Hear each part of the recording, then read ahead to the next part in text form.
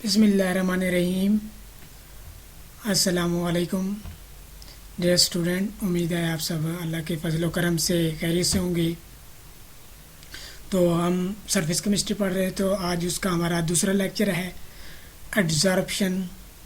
आज हम करेंगे, लास्ट टाइम हमने देखा था बेसिक टर्म को देखी थी और इंट्रोडक्शन देखा था सरफेस केमिस्ट्री का।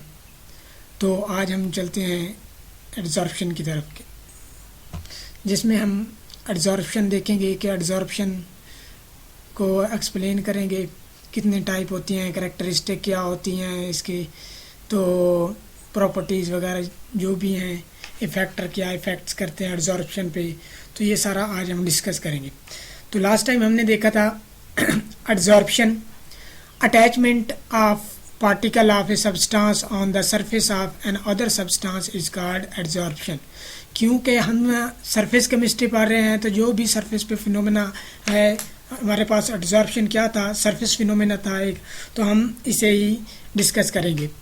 तो एड्जॉर्प्शन क्या है कि अटैचमेंट ऑफ कोई एक सब्सटेंस का दूसरे सब्सटेंस की सरफेस पे था। ये हमने डिस्कस किया था। ये हमारे पास एक एड्जॉर्बेंट होता है, एक एड्जॉर्बेट होता है।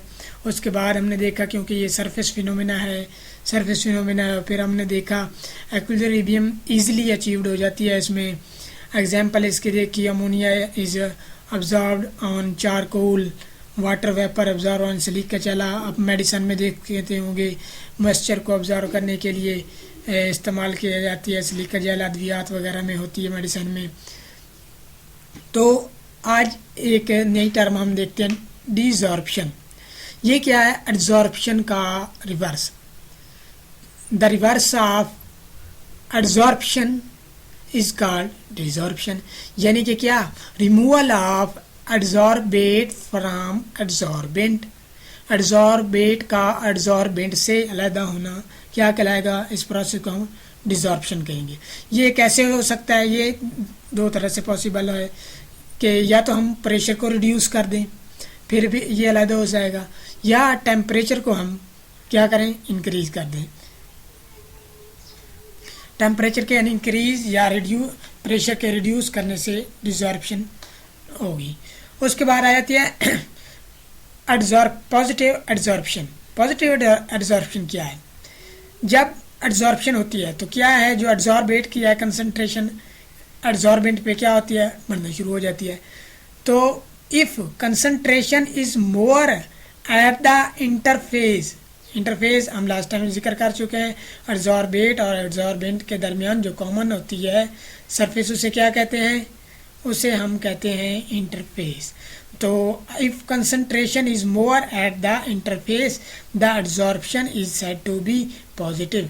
अगर कंसंट्रेशन ज़्यादा होगी इंटरफेस पे तो हम उसे कहेंगे पॉजिटिव एड्जॉर्प्शन। नेगेटिव एड्जॉर्प्शन क्या है? अगर कंसंट्रेशन लेस होगी इंटरफेस पे तो एड्जॉर्प्शन क्या होगी? नेगेटिव हम कहेंगे। आगे चलते हैं, देखते हैं कि एड्जॉर्प्शन होती क्यों है, आखिर इसकी क्या वजह है कि एड्जॉर्प्शन होती है, क्यों कोई चीज़ दूसरा एड्जॉर्बेट आके अटैच होता है एड्जॉर्बेंट की सरफेस पे। तो जैसे लिक्विड में हम देखें क्या होता है कि फॉर एग्जांपल मैंने एक ये नीचे आप मॉलिक्यूल देख रहे हैं जो कि हर तरफ से इक्वली क्या है? अट्रैक्टेड है दूसरे मॉलिक्यूल से, इक्वली उस पर कोहेसिव फोर्स इक्वली का है, तो हर तरफ से वो क्या है? इक्वली है।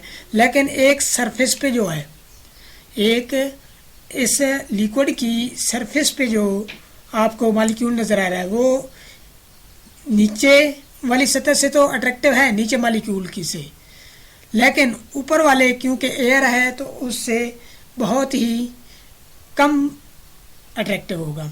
तो इसका मतलब है इसके नीचे वाले मॉलिक्यूल को देखें तो उसकी तमाम की तमाम फोर्सेस क्या होंगी?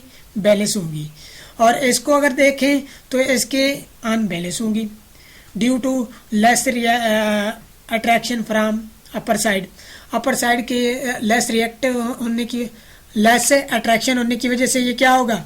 और नीचे से ज़्यादा अट्रैक्टिव है क्योंकि नीचे मॉलिक्यूल स्ट्रॉन्ग हैं, तो इसलिए नीचे से ज़्यादा अट्रैक्टिव है, ऊपर से कम अट्रैक्टिव है, तो इसकी फोर्सेस क्या हो गई, अनबैलेंस। तो अब ये क्या है, इसमें अट्रैक्शन पाई जाएगी दूसरे मॉलिक्यूल को खींचने की, अपनी फोर्सेस को क्या करने के लिए, बैलेंस करने के लिए और स्टेबल होने के लिए। तो इसी तरह सॉलिड में भी इसी तरह ही होता है कि ये जो आप देख सकते हैं ये पिक्चर, इसमें क्या है कि नीचे आप देख सकते हैं कि तमाम मॉलिक्यूल्स हैं। ये जो सरफेस पे मॉलिक्यूल होगा वो क्या है, लेफ्ट साइड से भी अट्रैक्टिव है, दूसरे मॉलिक्यूल से अट्रैक्शन है उसकी। राइट साइड से देखें तो उस तरफ से भी अट्रैक्शन है, अगर नीचे साइड से देखें तो वहाँ से भी अट्रैक्शन होगी, लेकिन ऊपर से कोई नहीं है। तो इसके पास एक नेट अट्रैक्शन है, फोर्स ऑफ अट्रैक्शन होगी, जिसके ज़रिए ये एब्जॉर्बेट को अपनी तरफ खींचेगा और वो इसके साथ अटैच होगा। ये रीज़न होती है किसके, एब्जॉर्प्शन की। अगर आपसे कोई पूछता है कि एब्जॉर्प्शन का फिनोमेना क्यों होता है, तो आप उसको ये रीज़न बता सकते हैं कि इसकी ये वजह होती है। आगे देखें तो हमारे पास आ जाती हैं करैक्टरिस्टिक्स ऑफ एब्जॉर्प्शन। एब्जॉर्प्शन ये एक स्पॉन्टेनियस प्रोसेस है, खुद ब खुद होता है। अकर एट ऑल सर्फेसेस, तमाम सर्फेसेस पे अकर होता है, और इसकी 5 टाइप होती हैं। कैसे इसे डिवाइड किया गया है 5 टाइप में, gas solid, liquid solid, solid solid, liquid liquid and gas solid. जब एब्जॉर्प्शन होती है, जब एब्जॉर्प्शन होती है, कोई भी एब्जॉर्बेंट पे आपके अटैच होता है, तो उसकी जो नेट फ्री एनर्जी होती है वो डिक्रीज होना शुरू हो जाती है, यानी कि एनर्जी डिक्रीज होना शुरू हो जाती है, फ्री एनर्जी, और डिक्रीज टू 0 तक पहुंच होती। और जब 0 तक पहुंचती है तो हम जानते हैं जब डेल्टा जी अगर इक्वल टू 0 हो, फ्री एनर्जी जब 0 होती है, तो उस वक्त हमारे पास एस्टेब्लिश हो जाती है डायनामिक इक्विलिब्रियम, यानी कि एब्जॉर्बेट और एब्जॉर्बेंट के दरमियान,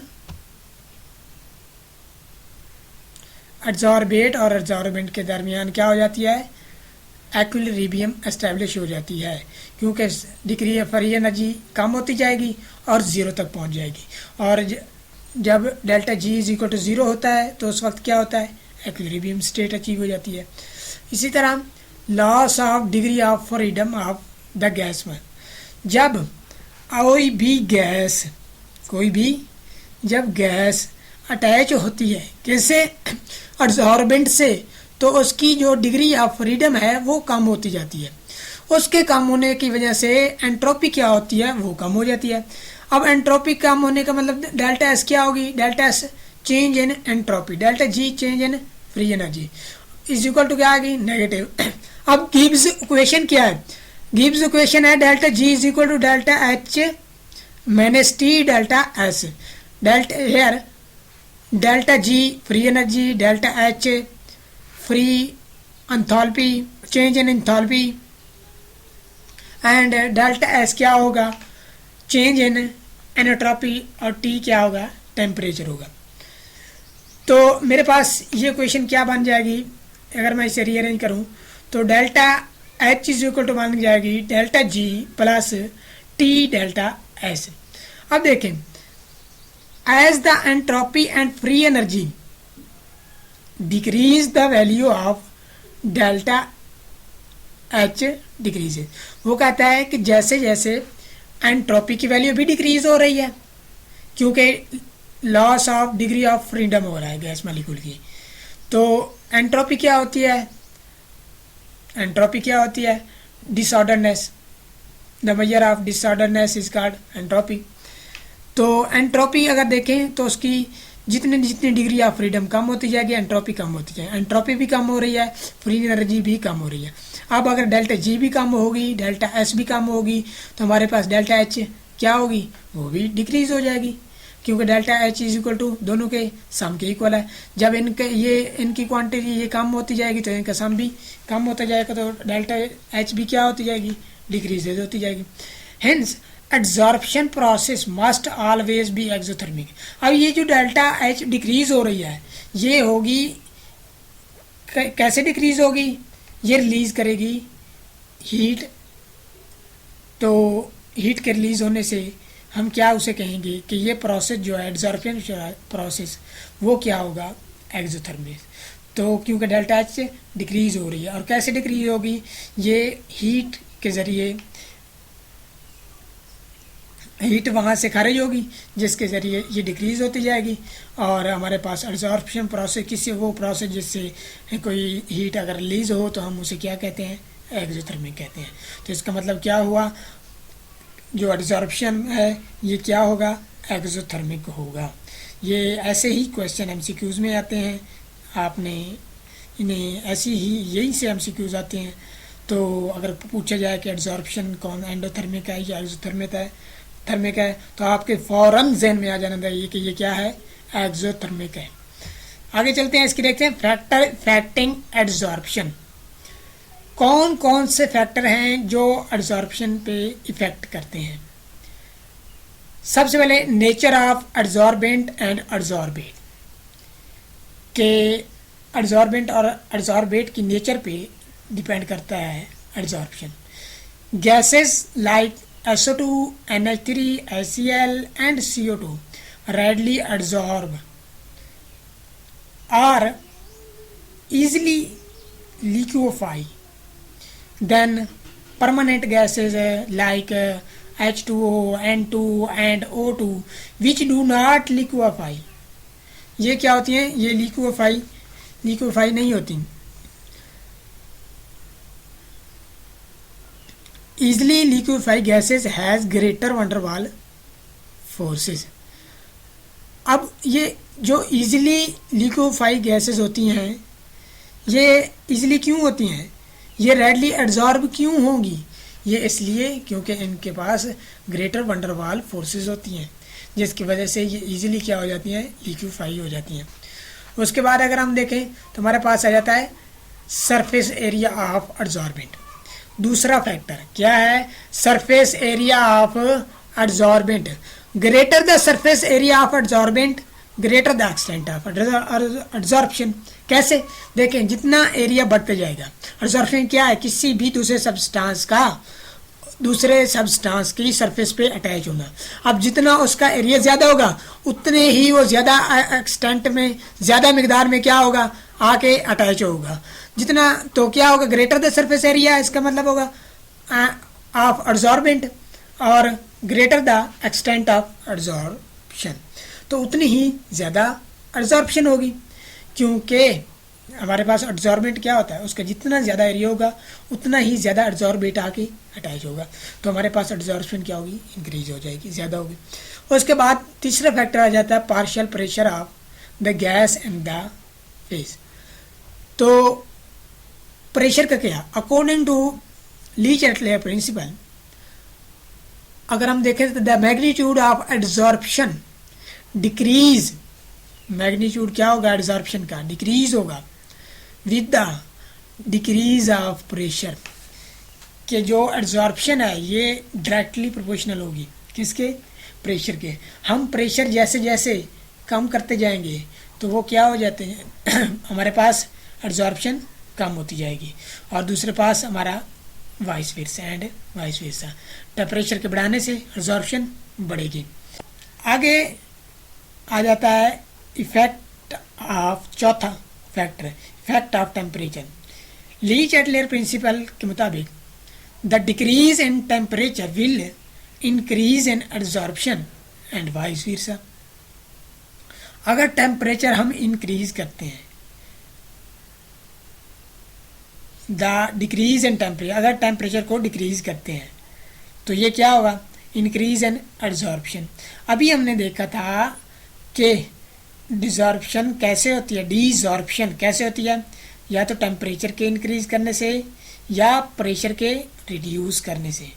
मतलब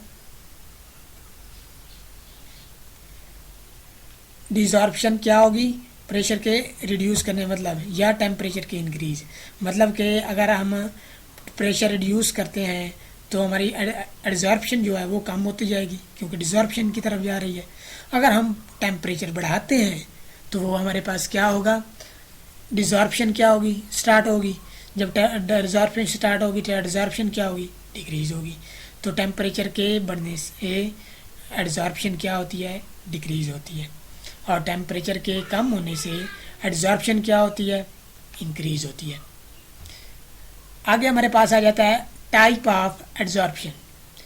there are two type of adsorption based on the nature of forces.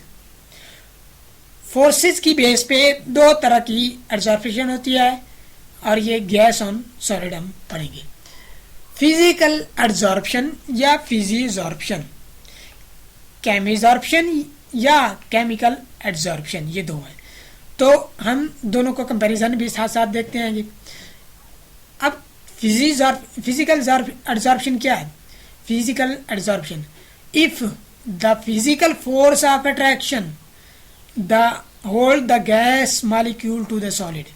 अगर फिजिकल फोर्स ने एड्जॉर्बेट और एड्जॉर्बेंट को होल्ड किया हुआ है तो हमारे पास क्या कहलाएगी, फिजिकल एड्जॉर्प्शन। वंडरवाल फोर्सेस होगी, ये हमारे पास क्या है। अगर उसके पास हमारे पास केमिकल एड्जॉर्प्शन आ गई, इफ द केमिकल फोर्सेस यानी कि bond hold the gas molecule to the surface of adsorbent. अगर केमिकल फोर्सेस मतलब बॉन्ड, केमिकल बॉन्ड कोई बनता है जिसकी वजह से किसके बीच में, एड्जॉर्बेट और एड्जॉर्बेंट के दरमियान अगर कोई केमिकल बॉन्ड के ज़रिए वो आपस में जुड़े हुए हैं या ट्रांसफ़र ऑफ इलेक्ट्रॉन के ज़रिए जुड़े हुए हैं तो हम क्या कहेंगे कि ये क्या है, केमिकल एड्जॉर्प्शन है। अब देखें फिजिकल एड्जॉर्प्शन क्या है, इट इज़ रिवर्सिबल, और केमिकल हमारे पास ये नॉट रिवर्सिबल है। Layer are possible, multiple layer का मतलब क्या होगा, मल्टी लेयर। मल्टी लेयर का मतलब ये होगा कि एड्जॉर्बेंट पे पहले एक लेयर बनी एड्जॉर्बेट की, फिर उसके बाद दूसरी लेयर बनी एड्जॉर्बेट की, फिर तीसरी बनी। लेकिन केमिकल एड्जॉर्प्शन में क्या होता है, ओनली मोनोलेयर इज फॉर्म, सिर्फ और सिर्फ एक लेयर बनेगी। उसके बाद अगर देखें इट इज़ फास्ट प्रोसेस, ये इजीली है, ये क्या है, फास्ट होता है, जल्दी हो जाता है। इट मे बी रैपिड और स्लो, ये स्लो भी हो सकता है, तेज भी हो सकता है। This is relatively weak adsorption, क्योंकि ये फिजिकली अटैच होते हैं फिजिकली फोर्सेस के जरिए, और ये क्या है, फोर्स ऑफ अट्रैक्शन वगैरह। और this is relatively strong adsorption, क्योंकि इनके बीच क्या होता है, बॉन्ड फॉर्मेशन होती है। Heat of adsorption is less than 40 kilojoule पर मोल। जो हीट ऑफ एड्जॉर्प्शन है वो कितनी होती है, 40 किलोजूल पर मोल। लेकिन अगर हम देखें केमिकल कीमोजॉर्प्शन में तो heat of adsorption is greater than 80 kilojoule पर मोल। वो 40 से लेस है और ये 80 से भी ज़्यादा हो सकती है, मतलब 80 से ज़्यादा होगी, लेस नहीं होगी, लेकिन वो क्या होगी, वो हमेशा। अब इसके एग्जांपल अगर देखें, हमारे पास है adsorption of various gases on charcoal, adsorption of nitrogen on mica. उसके बाद अगर हम इसके एग्जांपल देखें, एड्जॉर्प्शन ऑफ हाइड्रोजन ऑन निकल। तो ये हमारे पास आज का लेक्चर था। तो नेक्स्ट वीडियो